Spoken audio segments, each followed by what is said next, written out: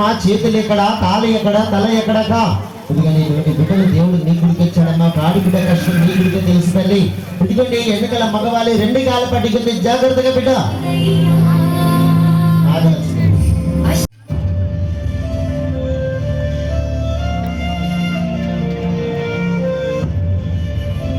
జాగ్రత్తగా 2 కళ్ళు పోయాలి. పిల్లలు సరిగ్గా క్లాస్ లో చెప్పండి.